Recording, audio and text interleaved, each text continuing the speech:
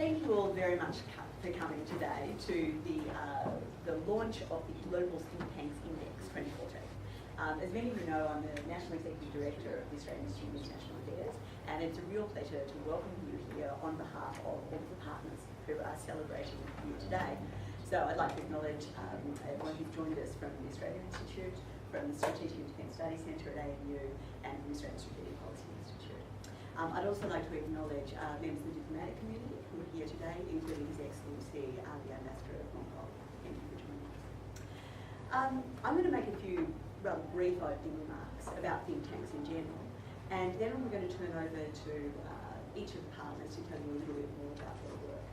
You can tell we wanted to do this collaboratively because we think of ourselves as a think tank community broadly, and we want to tell you a little more about what each of us adds to the think tank ecology.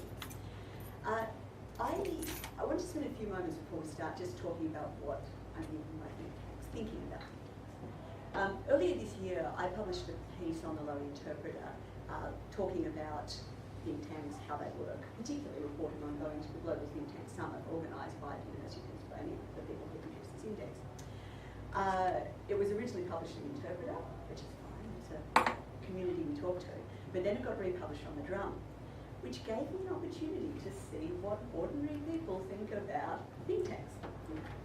And I thought I might share with you some of the thoughts that I had. Think tanks involve outsourcing thought, judgment and knowledge. They're open to abuse by those who control them and have suspect agendas that are built on ideological assumptions.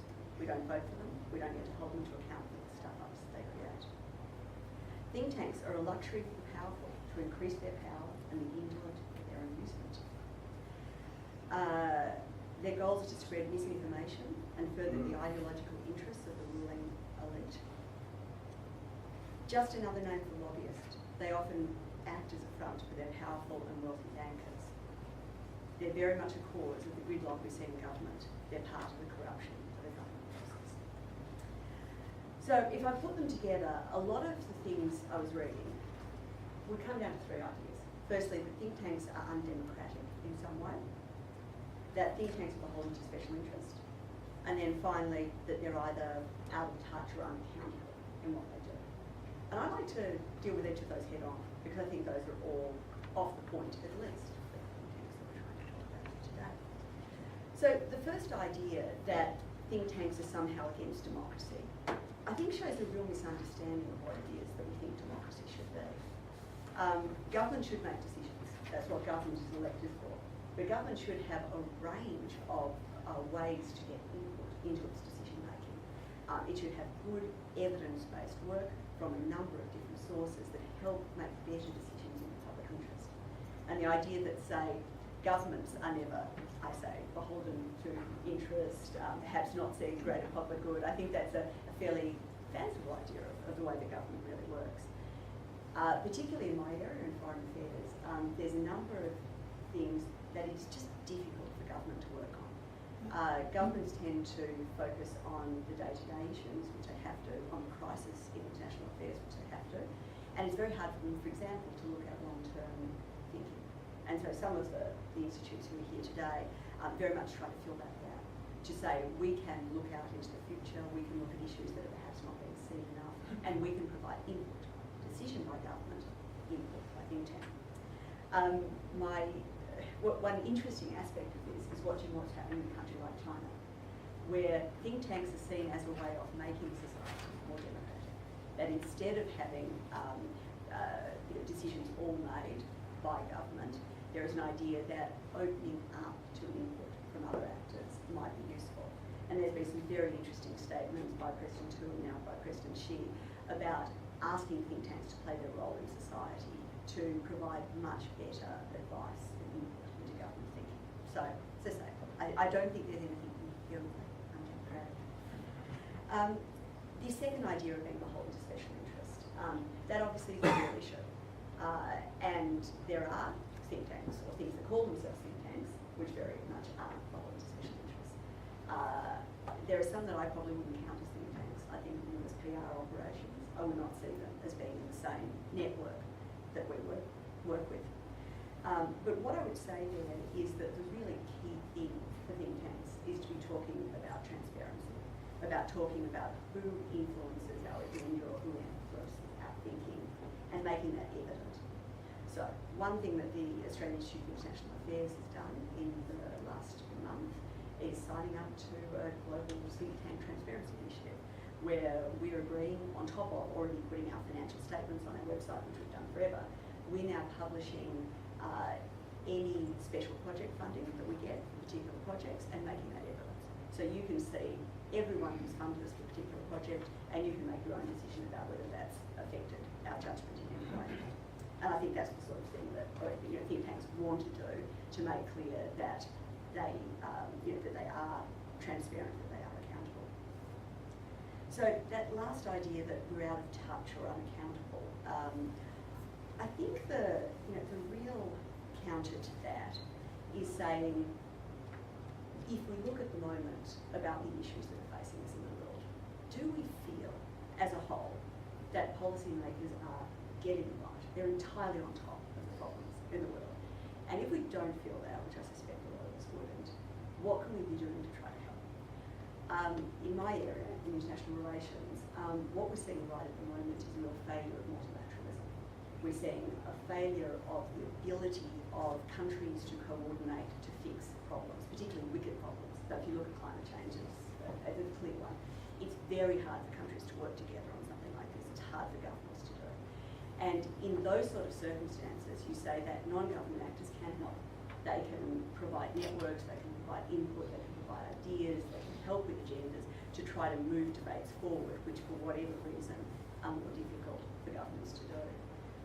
So my favourite quote before I leave them from the drum was, he didn't leave this sure. The think tanks of old are a dying breed. What were once noble gatherings of the brightest minds dedicated to the formulation of good policy has degenerated into full-time spin directorates using data manipulators and industry lobbyists. Now, I'm not sure I agree there ever was a golden age. I think human history shows that we always think there was a golden age before us, just before us, which was just so much better. But I love the idea of wanting to aim to be noble gatherings of the brightest minds dedicated to the formulation of good policy. And it's in that spirit that we're very pleased to launch the Global Index today. So the Global Go-To Think Tanks Index has been going for 8 years now. It is a fully global undertaking. There are many thousands of people who are surveyed all around the world in a range of categories. So what we're talking about is an opinion index, a reputation index on how we are viewed by academics, think tankers, policymakers across the world. And it does give us a good sense of how trusted we are. So I'm going to turn over to Jim McGann, who is the Director of the Think Tanks and Civil Society Program at the University of Pennsylvania, to tell you a little bit about the index and to formally launch it. So, drum roll please. We are now going to announce the rankings for this year. Now, being honest here, I'm trying to create a sense of suspense, but anyone who knows that it went up at 2:30 in the morning. We didn't bring you here because we thought it wouldn't be what we wanted to do at 2:30 in the morning, but you can go online and see it. So I think there's a lot of recognition of Australia's depth and quality of think tanks in here. So I might just first acknowledge those who aren't Canberra-based, who aren't with us here today. So you'll see that the Lowy Institute is ranked in, a whole number of categories. I think more than 10 categories they're ranked in. So two newer think tanks, the Grattan Institute in Melbourne and the Institute for Economics and Peace in Sydney, have both done very well in the rankings. You'll see a number which are more advocacy organisations. So you can see Beyond Zero Emissions and the Refugee Advocacy Network have both made the rankings. And you can see some that are more university-based. So the Centre for International Security Studies, the Centre for Policy and Globalisation Development Centre. We also have the Centre for Independent Studies and the Centre for Policy Development as more, shall we say, partisan in their approach. What I'm now going to do is focus on the Canberra-based think tanks, which are very kindly agreed to come together today. And so I think I'm turning to Andrew. So Andrew Carr from the Strategic and Defence Studies Centre at Canberra to tell us a little bit more about this.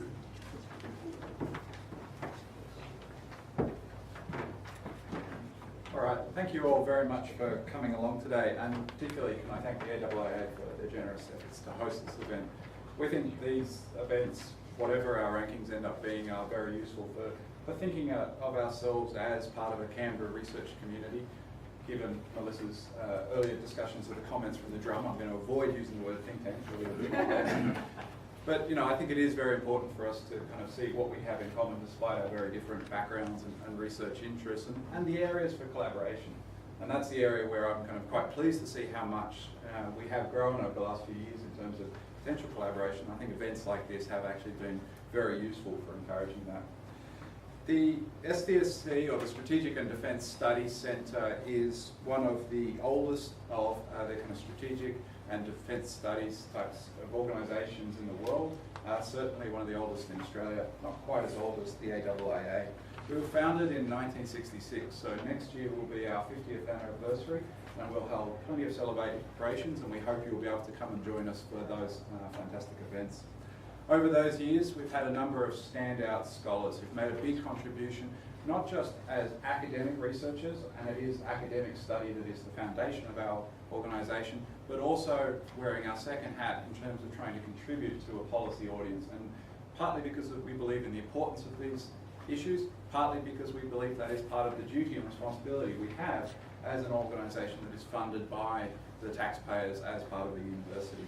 So scholars such as T.B. Miller, Bob O'Neill, Coral Bell, Paul Dibb, Des Ball, Ross Babbage, Hugh White, and to that list I'd add our own Brendan Taylor, the current head of the Strategic and Defence Studies Centre. All scholars who've tried to make significant contributions to international events, to Australian policy and development. Having a look at the report overnight, we're actually very pleased with the findings. We remain Australia's top university-affiliated think tank, and we're quite proud of that reputation. It does cause a little bit of confusion with some of our university colleagues, but we think it is a very important criteria to apply for. We're top 10 in the Southeast Asia and the Pacific, and have entered the global list for issues of foreign policy and international affairs, and also defence and security lists. Still, I think we can do better. And I think there is a lot of scope for us to try and expand and to learn from some of the organisations here that have done so well. So can I pass on my congratulations to the Australia Institute for International Affairs, to ASPI, to the Australian Institute, for their fantastic work, and congratulations for their excellent results. SDSC aims to position itself as the leading university-based institution for research, education and outreach in strategic and defence issues in the Asia Pacific. And this makes us somewhat unusual, given that we try and blend these academic and public engagement roles. Still, we believe this is an important part of our task, especially to justify the taxpayer support for our institution.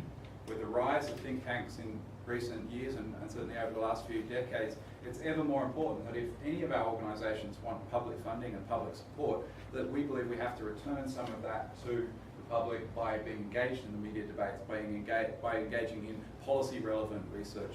And one encouraging change over the last few years that I've noticed is that we are seeing a lot more universities starting to recognise that their academics should be involved in public debates, being involved in the media, producing policy relevant research and contributing in that way. So hopefully in future years some of my other academic colleagues will be able to join us in participating in events like this and participating in some of these larger discussions. We certainly think it is a very important part. Finally, while it's great to see such a strong kind of turnout today and so many great results, it is worth acknowledging just how small Australia's think tank community is, particularly here in Canberra. And for that reason, we are very keen to explore new ways that we can collaborate, work together, and learn from each other in terms of building and improving our different institutions. As I started by saying, we've seen a significant increase, I think, over the last few years in cooperation. We've had joint public events, book launches, contributed to different projects. We've written reports for each other. Certainly, SDSC has a long history of collaboration with ASPE and AIIA, and we're looking forward to working with the other institutions, particularly the Australia Institute, given their recent growth in the last few years. So thank you again all for coming along, and can I now pass over to Evan Bennett. Thank you, Andrew, and I guess I would echo Andrew's comments that we're very pleased to be part of the Canberra think tank community and very much enjoy our collaborations with other think tanks when it happens, and we look forward to, I guess, increasing the amount of collaboration that the Australia Institute has with the broader think tank community. One of the most exciting developments for the Institute in the past year has been a merger with the Sydney-based think tank Catalyst, which we're very excited to have happen. They do a range of work that complements what the Australia Institute does broadly in our program of work. They look at a lot of supply chain information, work closely with the labour movement and the union movement, and have done a lot of research in things like child labour, responsible investment, and we think we're together that we'll be able to produce an exciting array of work that complements both what the Australia Institute is great at and what Catalyst has been great at over many years. And as Andrew was saying, it is a reasonably small community, so it's very exciting for us that we can work with another organisation so closely, and we'll be looking for other opportunities to do so in the future. The Australia Institute itself is a progressive think tank, and unlike SDSC, we are independently funded. We're not funded by government, but by philanthropy, individual donors, and a small number of commissioned projects, which means we are very happily independent and non-partisan, which is not to say that we don't like to be involved in the political debates of the day. And we conduct our research on a broad range of economic, social, and environmental issues, with the broad aim of bringing greater accountability to the democratic process and hopefully influencing policy to make it more progressive and for Australia to be a more just and more equitable society. So for almost 20 years, the Institute has been at the centre of some of the biggest debates in the country. It was the Institute that first told the world that Australia is the largest greenhouse emitter per capita.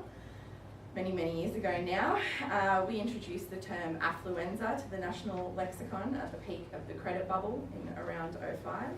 And as our executive director, Richard Dennis, likes to say, economics is a powerful but dangerous discipline, depending on whose hands it's in. And I think that the Institute's work, underpinned by the straightforward analysis of our team of economists, certainly in 2014, had a powerful impact by any measure. Though no one less than the Prime Minister himself declared coal to be great for humanity, in the last year the Institute has done a number of different research papers that focus on the role of the mining industry and the claims of that industry, about the number of jobs that it provides, the revenue that it provides, and our research has been, I think, essential to the greater Australian society and certainly policymakers taking a greater look and examining the role that the mining industry has. Certainly, Mining in the Age of Entitlement revealed that state governments, which are usually associated with providing health, education and law enforcement rather than industry assistance, have subsidised the mining industry to the tune of about $17.6 billion since 2008.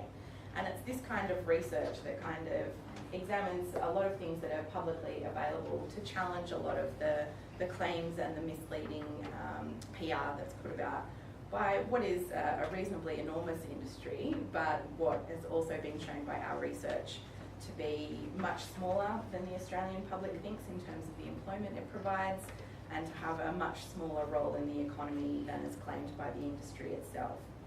And we've been essentially shining a light on those pieces of information and making sure that they become part of the public debate so that policymakers are well informed when they're making their decisions. Another exciting thing for the Australia Institute, where our motto is research that matters, and we don't like to think that any of our research gathers on the shelf. And to that end, we've been very excited that one of our staff members has, over the past couple of years, been able to visit hundreds of communities around Australia that are affected by coal and gas in particular, to help explain the economics of those projects, how it might impact on their local community, and to equip those communities with the information that they need to help make decisions about the future for their land, for their families, for their local economy, for many years to come. And quite often I think a lot of the larger debates in the Australian public miss out so much on the communities who are affected, and certainly policymakers sometimes miss out on consulting with communities and giving them all the information that they need to make the kind of decisions that they have to. As the Queensland election heads into its final days, we've found, again, rather than sitting on the shelf, our research has got a very direct impact and implications for many people on the ground, and as voters head to the ballot box, we've been able to use our research to show not only to the extent that the state government subsidises the coal mining industry in particular, but also the impact that that has on other industries that are declining in Queensland and elsewhere.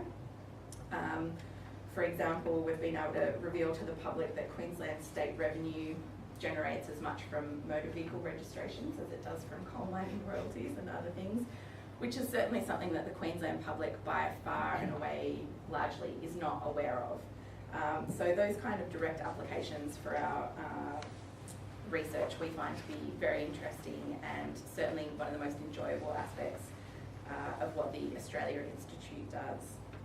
We also welcomed Ben Oquist in 2014, who's been instrumental in connecting our research more directly into Parliament and political debates, certainly around the renewable energy target, the extent that superannuation tax concessions are costing the Australian budget every year, the Medicare co-payment and uni fee deregulation.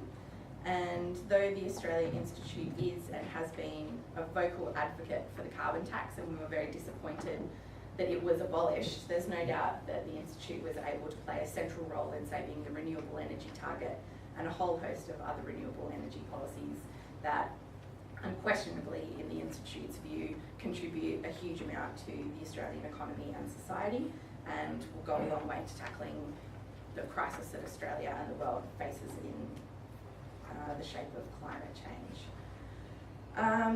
We also had a huge role to play in the divestment debate late in the year, which I think is something that's going to continue for many years to come. And I'm also pleased to say that our work on economics, which is largely what the Institute focuses on, does not come at the expense of a lot of our other work, our other stream of work to make Australia a more just and equitable society. Go Home on Time Day is an annual event that sheds light on the amount of unpaid overtime Australians donate to their employers each year. And our research in 2014 showed that these donated hours add up to almost $110 million if they were paid and allocated to Australians looking for work. We've also published papers examining the role of through care for prisoners when they're released from incarceration, and the role that that can play in reducing recidivism and in their mental well-being over the long term, as well as of that for those of their families. And we've explored what a fairer retirement system might look like, as well as what to do about Australia's growing inequality. So we're much more domestically focused than I think a lot of the other Canberra think tanks, and certainly the AIAA that are here today. But we do have a broad range of topics that we cover. And I think it's fair to say that, as Andrew was mentioning before, think tanks have an incredibly important role to play in civil society, and an important role certainly for policymakers and for the political debates that happen. And I would definitely like to see certainly more collaboration amongst the Canberra think tank community, but more widely, and for all of the great research that's done by all these institutions, getting further out, not just to policymakers, but to the public, which is really important. And everyone, I think, has been doing a great job of that. So congratulations to all the other think tanks that are here with us today, to ASPI, to SC, and the AIAA, and particular thanks for hosting this excellent event. It's a great opportunity to meet everybody here today and I think to talk about the valuable role that we all play in civil society in Australia. Thank you.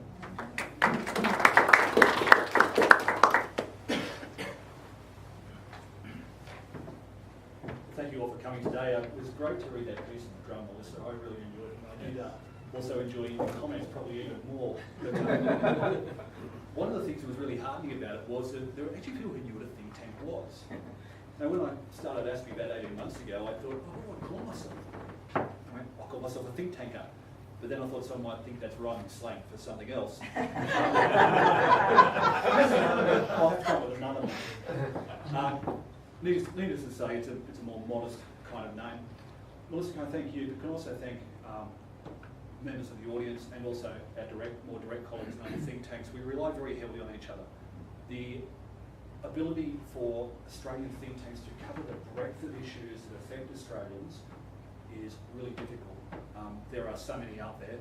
So the ability for us to bounce off each other, to take each other's research and apply it in different ways is really important. Also, to maybe give up parts of the field are also particularly important. ASPI continues to be very proud of what we're doing and also the recognition that we're receiving. But for us, recognition for us really comes from how do we affect government policy, how do we influence the way Australian money is spent, and also the kinds of things that Australians value and see as important. We will, I think, are in a transition phase at the moment. In ASPI, we're moving from being a defence think tank into being a defence and national security think tank. Our cyber centre, my own project in strategic policing, and also to very, very shortly we'll be able to talk publicly about a border security program that we're doing is really aiming to lift the quality of analysis into some areas that I think have been really underdone, and they've been particularly on the homeland security side and what they mean in the trade-off between finance, liberty, and security, and we're very excited about that. So can I just associate myself with the remarks of my colleagues that we are particularly proud of what we do, we're passionate about what we do, and we do hope we're making a difference, and perhaps small recognitions like this are a way of us talking to the community about what we do, because I think one of the big disappointments of what we see is the very few names that are actually on that list. It's quite hard in Australia to actually get international recognition because Australia is a long way from anywhere, and we don't necessarily talk about the big picture things that influence the Northern Hemisphere. But I think we do talk about things that do influence Australia, and perhaps it's about time for us to start talking about other models of how other countries encourage think tanks, what they do to encourage particularly private sponsorship, because Melissa, your colleague did, a couple of those respondents did have a point. And ASPI very heavily funded by government. Look, if you're not called government stooge, and your job is not, you're not working hard enough. But the getting a greater independence into the think tank field is something that we really, really need. And I think it would, by maybe some things like tax changes. I don't know anything about that, so I'm not going to hypothesise. But to say how can we get the Australian community more involved, and how can we get the Australian community to see that we are an important part of the information they consume, and hopefully the way they view the world and they view the problems they face. So Melissa, again, and thank you all very much.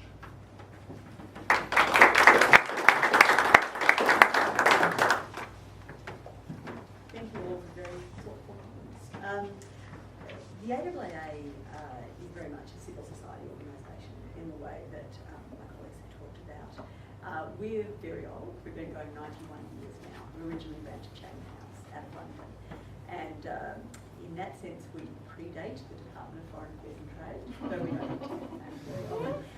And certainly in our early years, I think we were very influential in doing things like talking about the need for an independent Australian foreign policy rather than imperial foreign policy, about turning towards Asia. And I'd like to acknowledge AAA fellow James Cotton, who's here today, who's written so well on some of those early years. Part of being an older organisation is we work on, in a way, the older model of what a think tank is. Our job is to promote public understanding and interest in international affairs. It's not to have a view. So our constitution still says that the AAA can never express an opinion on any issue in international affairs. What we do is provide a platform for debate. We do that a range of ways. We do that through events, about 200 events a year across 7 branches all across the country, magnificent series of talks. We do it through our publications, things like Australian Journal of International Affairs, through a range of book series, including very much appreciate, and through our blog, which is now very well read, about 16,000 visitors a month. We have dialogue with other institutes like us around the world. So we've just finished one with the Korea Foundation, we're going to be doing one with our Japan and Indian counterparts very soon on bilateral discussions. And finally, we try and reach out to young people, which is not something I'm sure that all think tanks necessarily want to do, but we have schools programs, careers fairs, internships programs, young professionals networks, essays competitions, etc., as a way to try to get young people engaged in international affairs and thinking about Australia's place in the world. So that's the mission, as it were. Now, part of knowing that we don't have a view is saying, well, what can we contribute? And for us, a lot of that is the agenda setting role, is to say we see issues, whether they're in foreign policy, core foreign policy, whether they're in defence and security, whether they're in trade, because of the international affairs space we work in. And we say some of these aren't getting enough attention, or some of these need high, very good quality debate. A lot of people brought together to try to, shine a light on the issues. A great example of something like this would be an event we did a couple of years ago looking at smart power. So smart power is the idea of a nation using its hard power, its economic and military power, and its soft power, its attractive power, its soft diplomacy, in a way to achieve international objectives. It was very much publicised through Hillary Clinton's term as Secretary of State, the idea of being a smart power country in its foreign policy. We had an event opened by Joseph and I by video link, and then hosted by Secretary of DFAT at the time, Dennis Richardson, where we had senior people from Defence, Foreign Affairs, PMC, from Australian Federal Police, from AusAid, from Austrade, from our media broadcasters, all talking about what are the different elements of our national power and how do they work together. So if you're thinking something like the Ramsay intervention in the Solomon Islands, how did those different parts of our national power work together? Did they work well? What could we do better? So on something like that, the AAA did not have a view. We said, this is an important topic, and we tried to bring together people who could have an informed opinion on it. And so that's very much the model that we use. Because of that, it's often hard for us to get media attention. We don't have the talking head who's going to go on TV and tell you, oh, we should be out of Afghanistan tomorrow. We don't do that. And so that we can sometimes be a bit lower profile. And I think that's just inherent in who we are. But it means that today is particularly delicious, because today, for the first time ever, we've achieved #1 in the region in the rankings. Now, I will give the grain of salt on that. These things go up and down, it's just a reputation index, but it's great to feel that our peers in the region do see us as in that top league of think tanks that are really contributing to international debate and dialogue. So that is a wonderful moment for it, and particularly, as I say, for a volunteer-based organisation, it makes me want to recognise the 150 volunteers all around the country who make this happen for us, and to acknowledge the work of all of our branches across the country. Now, we've talked a bit about how we try to make sure that we do good quality work. And the rankings are nice. It shows that people think we're doing good quality work. But I think there's a lot more that we can do than just a reputation index. So I was interested at the last Global Think Tank Summit to meet up with the Secretary General of Bruegel, a very influential European think tank, and to learn about their process. They do peer review. Every few years, they get together an independent panel of academics and policymakers who look at their outputs for the year, assess them, and then give them their views. And I'm thinking those are the sort of initiatives that perhaps this Canberra think tank community could start to be doing a little more of, to think about how do we help each other maintain quality so that the comments I started my speech with at the start of the day don't take hold in public opinion, and people see the real value that we all bring. So if I can say, just to conclude, thanks again. Thanks to all of our partners for doing this. It's greatly appreciated, and it's wonderful to share the stage with you and to enjoy these experiences together. And thank you for everybody who made the time to come in January before the Australia Day long weekend. We are much appreciative, and we have sponsors. So thank you again.